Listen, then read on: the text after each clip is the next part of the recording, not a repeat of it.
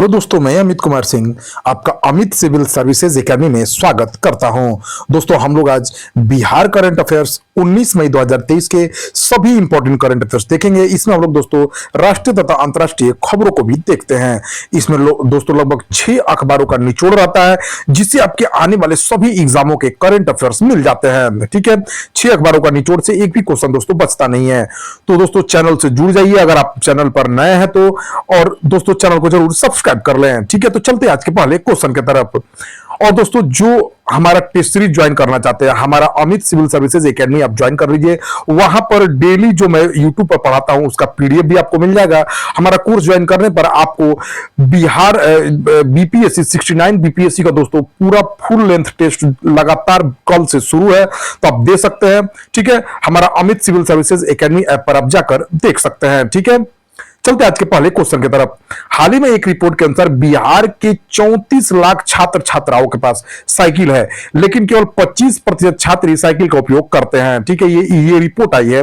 तो बिहार में मुख्यमंत्री साइकिल योजना कब शुरू हुई थी? देखिए, बिहार में मुख्यमंत्री साइकिल योजना 2007 में शुरू हुई थी, और लगभग दोस्तों 34 लाख छात्र छात्राओं के पास साइकिल है, लेकिन केवल 25% इसका उपयोग कर रहे हैं। 2007 में मुख्यमंत्री साइकिल योजना छात्राओं के लिए शुरू की गई थी, तथा 2009 में छात्रों के लिए भी योजना शुरू कर दी गई थी। बिहार के सरकारी स्कूलों में पढ़ रहे बच्चों के बीमार होने पर उपचार के लिए बिहार सरकार ने कौन सा टोल फ्री नंबर जारी किया है? देखिए दोस्तों, अगर बिहार के सरकारी विद्यालयों में अगर कोई छात्र बीमार पड़ जाता है तो बिहार सरकार ने उसके लिए टोल फ्री नंबर जारी किया है, जिस पर कॉल करके उपचार कराया जा सकता है। ठीक है, बिहार के शिक्षा मंत्री 104 वो नंबर है दोस्तों। ठीक है, बिहार के शिक्षा मंत्री प्रोफेसर चंद्रशेखर है, भारत के शिक्षा मंत्री धर्मेंद्र प्रधान है। केंद्र सरकार ने बिहार को खरीफ फसल 2023 के लिए कितनी लाख मीट्रिक टन यूरिया आवंटित की है दोस्तों? तो 10 लाख मीट्रिक टन यूरिया खरीफ फसल 2023 के लिए आवंटित की है केंद्र सरकार ने। 10 लाख मीट्रिक टन। बिहार के कृषि मंत्री कुमार सर्वजीत है, भारत के कृषि मंत्री नरेंद्र सिंह तोमर हैं। बिहार के किस जिले में स्पोर्ट्स कॉन्क्लेव 2.0 का आयोजन किया गया? तो पटना जिले में स्पोर्ट्स कॉन्क्लेव 2.0 का आयोजन किया गया है दोस्तों।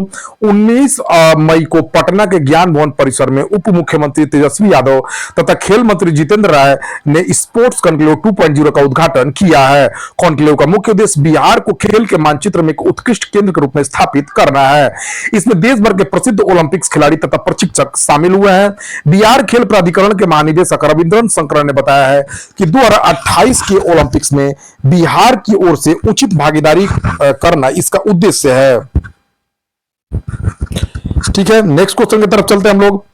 तमिलनाडु के इनकासी में संपन्न सब जूनियर पावर लिफ्टिंग चैंपियनशिप में पटना की किस खिलाड़ी ने 4 पदक, 2 रजत, 2 कांस्य पदक जीता है? तो तमिलनाडु के इनकासी में संपन्न सब जूनियर पावर लिफ्टिंग चैंपियनशिप में नेहा कुमारी, जो पटना की रहने वाली हैं, उन्होंने 2 रजत, 2 कांस्य पदक सहित कुल 4 पदक जीते हैं।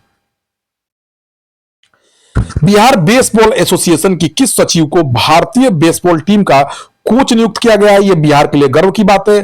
तो मधु शर्मा जो है, जो बिहार बेसबॉल एसोसिएशन की सचिव थी, उनको भारतीय बेसबॉल टीम का कोच नियुक्त किया गया है, मधु शर्मा को। बिहार के पटना की रहने वाले किस छात्र को हरियाणा के राज्यपाल बंडारू दत्तात्रेय ने जीडी गोयनका यूनिवर्सिटी समारोह में सम्मानित किया है? तो सृष्टि सिंह को जीडी गोयनका यूनिवर्सिटी समारोह में सम्मानित किया गया है। पटना की रहने वाली है यह। राष्ट्रीय किशोर स्वास्थ्य कार्यक्रम के तहत वित्तीय वर्ष 2023-24 में बिहार के कितने जिलों में एडोलसेंट फ्रेंडली क्लब बनाए जाएंगे? तो 14 जिलों में दोस्तों एडोलसेंट फ्रेंडली क्लब बनाए जाएंगे।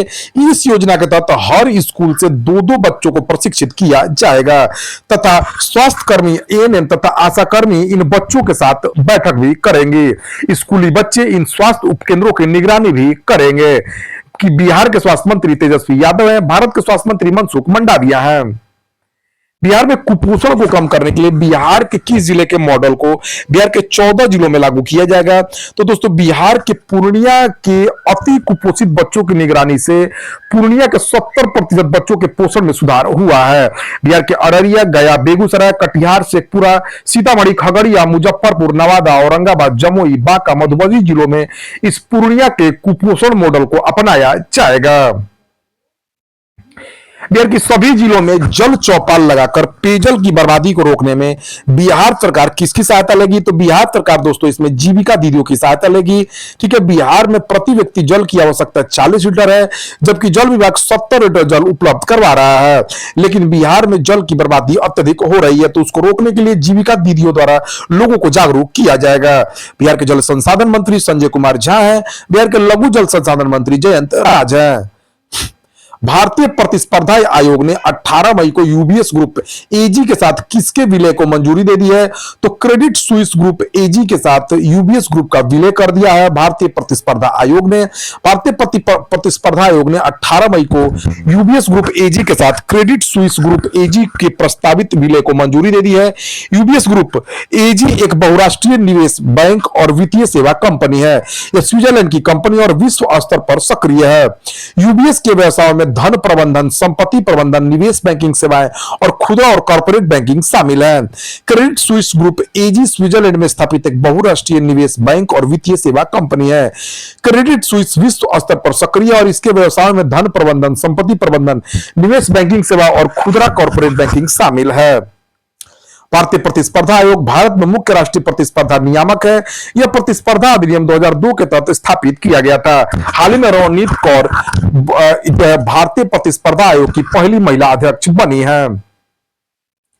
केंद्रीय स्वास्थ्य, रसायन और उर्वरक मंत्री डॉक्टर मनसुख मंडाविया ने 19 मई को किस जगह पर एशिया पेट्रोकेमिकल उद्योग सम्मेलन 2023 की अध्यक्षता की है? तो नई दिल्ली में दोस्तों केंद्रीय स्वास्थ्य मंत्री और उर्वरक मंत्री डॉक्टर मनसुख मंडाविया ने 19 मई को एशिया पेट्रोकेमिकल उद्योग सम्मेलन 2023 की अध्यक्षता की है। केंद्रीय स्वास्थ्य और रसायन और उर्वरक मंत्री डॉक्टर मनसुख मंडाविया ने 19 मई को नई दिल्ली में एशिया पेट्रोकेमिकल उद्योग सम्मेलन 2023 की अध्यक्षता की है। भारत का रसायन और पेट्रोकेमिकल्स मैन्युफैक्चरर एसोसिएशन ने इस 41वें सम्मेलन की मेजबानी की है। इस आयोजन का विषय था एक सतत भविष्य में प्रवेश। किस राज्य सरकार ने बेरोजगार युवाओं के लिए मुख्यमंत्री सीखो कमाओ योजना को मंजूरी दी है? तो मध्य प्रदेश सरकार ने दोस्तों बेरोजगार युवाओं के लिए मुख्यमंत्री सीखो कमाओ योजना को मंजूरी दी है। मध्य प्रदेश के मुख्यमंत्री शिवराज सिंह चौहान है। मध्य प्रदेश के राज्यपाल मंगू भाई पटेल हैं। क्षेत्रफल की दृष्टि से यह राजस्थान के बाद भारत का दूसरा सबसे बड़ा राज्य है।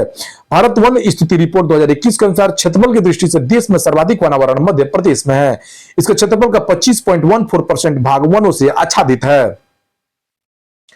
वित्तीय वर्ष 2022-23 में रक्षा उत्पादन का मूल्य पहली बार कितने लाख करोड़ रुपए के आंकड़े को पार कर गया है?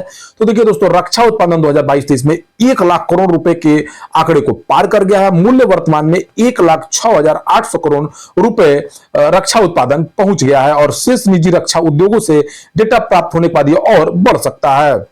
वित्त वर्ष 2022-23 में रक्षा उत्पादन का वर्तमान मूल्य वित्त वर्ष 2021-22 में 95,000 करोड़ रुपए की तुलना में 12% अधिक है। 2025 तक एरोस्पेस और रक्षा वस्तुओं और सेवाओं में $5 बिलियन के निर्यात सहित $25 बिलियन का कारोबार हासिल करने का सरकार का लक्ष्य है। भारत के रक्षा मंत्री राजनाथ सिंह हैं।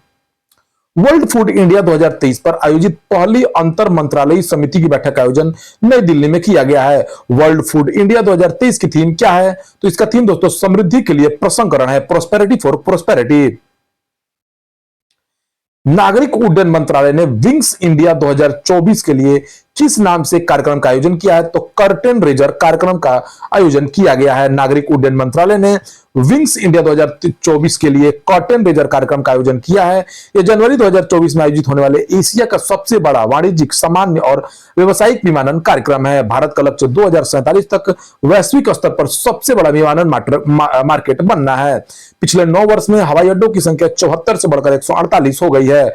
अगले कुछ वर्षों में 200 से अधिक करने का इसका लक्ष्य विमानन विभाग ने रखा है। विंग्स इंडिया 2024 हैदराबाद में 18 से 21 जनवरी 2024 तक आयोजित किया जाएगा, जो विमानन उद्योग में सहयोग को बढ़ावा देने और नवाचारों को प्रदर्शित करेगा। भारत के विमानन मंत्री ज्योतिरादित्य सिंधिया हैं। 75/25 पहल और सशक्त पोर्टल किस मंत्रालय द्वारा शुरू किया गया है? तो देखिए दोस्तों, 75/25 पहल केंद्रीय स्वास्थ्य मंत्रालय द्वारा शुरू किया गया है। केंद्रीय स्वास्थ्य मंत्रालय ने प्राथमिक स्वास्थ्य केंद्रों के माध्यम से 2025 तक उच्च रक्तचाप और मधुमेह वाले 75 मिलियन लोगों को मानक देखभाल प्रदान करने के लिए 75/25 पहल की घोषणा की है। पहल को G20 सह ब्रांडेड इवेंट, त्वरित रोकथाम और उक्त रक्तचाप और मधुमेह के प्रबंधन में तेजी लाने के दौरान शुरू किया गया था। 40,000 प्राथमिक स्वास्थ्य देखभाल चिकित्सा अधिकारियों को सशक्त पोर्टल के माध्यम से गैर संचारी रोगों के लिए मानक उपचार कार्य प्रवाह पर प्रशिक्षित किया जाएगा। 2025 तक प्राथमिक स्वास्थ्य सेवा में मानक देखभाल के तहत उक्त रक्तचाप वाले 75 मिलियन लोगों तक पहुंचने का भारत का लक्ष्य विश्व स्तर पर एनसीडी का सबसे बड़ा कवरेज है। The golden years, the many joys of living a good long life नामक पुस्तक किसने लिखी है दोस्तों? तो भारतीय लेखक रस्किन बॉन्ड ने the golden years, the many joys of living a good long life नामक पुस्तक लिखी है। किस देश ने रूसी हीरो और धातुओं के आयात पर प्रतिबंध लगाने की घोषणा की है? तो G7 सम्मेलन से पहले यूनाइटेड किंगडम ने जो है रूसी हीरो और धातुओं पर आयात पर प्रतिबंध लगा दिया है। ठीक है, G7 जो सम्मेलन जापान में होने वाला है, वहां पर भारत के प्रधानमंत्री पीएम भी शामिल होने वाले हैं। यूनाइटेड किंगडम जो है दोस्तों, ये उत्तर पश्चिमी यूरोप में स्थित एक द्वीप राष्ट्र है। इसमें 4 देश शामिल है, इंग्लैंड, स्कॉटलैंड, वेल्स और उत्तरी आयरलैंड। राजधानी इसकी लंदन है। प्रधानमंत्री यहाँ के ऋषि सुनक हैं। सम्राट चार्ल्स तृतीय बने हैं। भारत तथा कौन सा देश रणनीतिक सेमीकंडक्टर क्षेत्र में नीतियों के समन्वय के लिए सहमत हुए हैं? तो भारत तथा यूरोपियन संघ जो है सेमीकंडक्टर क्षेत्र में नीतियों के लिए समन्वय के लिए सहमत हुए हैं। ब्रुसेल्स में आयोजित पहली भारत यूरोपीय संघ व्यापार और प्रौद्योगिकी परिषद की बैठक के बाद संयुक्त बयान जारी किया गया है। भारत और यूरोपीय संघ के द्वारा इसका उद्देश्य इस महत्वपूर्ण उद्योग में सहयोग को बढ़ाना, नवाचार को बढ़ावा देना और प्रतिस्पर्धात्मक को मजबूत करना है। ठीक है दोस्तों, यूरोपीय संघ 27 यूरोपीय देशों का समूह है। यूनाइटेड किंगडम जो यूरोपीय संघ का संस्थापक सदस्य था, उसने संगठन छोड़ दिया है। इसकी स्थापना 1 नवंबर 1993 को हुई थी। यूरोपीय संघ का मुख्यालय ब्रुसेल्स, बेल्जियम में है। Indian council of medical research के सहयोग से किसके द्वारा विकसित डेंगू वैक्सीन का चरण 3 परीक्षण अगस्त या सितंबर 2023 में शुरू होने की संभावना है? तो Indian council of medical research तथा पेनिसिया बायोटेक के सहयोग से डेंगू वैक्सीन का चरण 3 परीक्षण अगस्त या सितंबर 2023 में शुरू होने की संभावना है। डेंगू आमतौर पर हड्डी तोड़ बुखार के रूप में जाना जाता है। ये डेंगू वायरस के कारण होने वाली फ्लू जैसी बीमारी है। यह तब होता है जब वायरस ले जाने वाला एडिज मच्छर किसी स्वस्थ व्यक्ति को काटता है। यह 4 वायरस के कारण होता है, डेन 1, डेन 2, डेन V3 और डेन V4। मलेरिया, यह रोग मादा एनोफिलीज मच्छर के काटने से होता है। मलेरिया बुखार प्लाज्मोडियम विवैक्स नामक विषाणु से होता है। भारत सरकार सहकारी क्षेत्र में कितने नए किसान उत्पादक संगठन स्थापित करेगी? तो सरकार सहकारी क्षेत्र में 1100 नए किसान उत्पादन संगठन स्थापित करेगी और यह पहल प्रधानमंत्री नरेंद्र मोदी के सहकार से समृद्धि के विजन के अनुरूप है। भारत के सहकारिता मंत्री अमित शाह हैं, जो हमारे गृह मंत्री भी हैं। 18 मई को केंद्रीय आयुष मंत्री सर्बानंद सोनोवाल ने कहां पर 2 दिवसीय राष्ट्रीय आयुष मिशन कॉन्क्लेव का उद्घाटन किया है? तो नई दिल्ली में आयुष मंत्री सर्बानंद सोनोवाल ने 2 दिवसीय राष्ट्रीय आयुष मिशन कॉन्क्लेव का उद्घाटन किया है। किस देश में स्थित रामायण कालीन स्थलों को विकसित करने का आश्वासन वहां की सरकार ने दिया है? तो श्रीलंका में स्थित रामायण कालीन स्थलों को विकसित करने का आश्वासन श्रीलंका ने दिया है। श्रीलंका के जो विदेश मंत्री थे वो हाल ही में उत्तर प्रदेश के मुख्यमंत्री योगी आदित्यनाथ से मिले थे। श्रीलंका के राष्ट्रपति रानिल विक्रमसिंघे है। श्रीलंका के प्रधानमंत्री दिनेश गुणवर्धने हैं। रिजर्व बैंक ऑफ इंडिया ने कितने रुपए के नोट को सर्कुलेशन से बाहर करने की घोषणा की है दोस्तों? तो देखिए दोस्तों, 2000 के नोटों को रिजर्व बैंक ऑफ इंडिया ने सर्कुलेशन से बाहर करने की घोषणा की है। 8 नवंबर 2016 को नोटबंदी हुई थी। उसके बाद आरबीआई ने 2000 का नोट जारी किया था। रिजर्व बैंक 2000 का नोट सर्कुलेशन से वापस लेगा, लेकिन मौजूदा नोट अमान्य नहीं होंगे। 2000 का नोट नवंबर 2016 में मार्केट में आया था। तब प्रधानमंत्री ने 500 और 1000 के नोट बंद कर दिए थे और इसकी जगह नए पैटर्न में 500 का नया नोट और 2000 का नोट जारी किया था। आरबीआई साल 2018-19 से 2000 नोटों की छपाई बंद कर चुका है। आरबीआई ने बैंकों को 23 मई से 30 सितंबर तक 2000 के नोट लेकर बदलने के निर्देश दिए हैं। एक बार में अधिकतम 20,000 रुपए कीमत के नोट ही बदले जाएंगे। अब से बैंक भी 2000 के नोट इशू नहीं करेंगे। ठीक है दोस्तों, तो यह रहा 19 मई 2023 के सभी इंपॉर्टेंट बिहार के करंट अफेयर्स, राष्ट्रीय तथा अंतरराष्ट्रीय करंट अफेयर्स। तो दोस्तों, चैनल से जुड़ जाइए। Thank you for watching my video.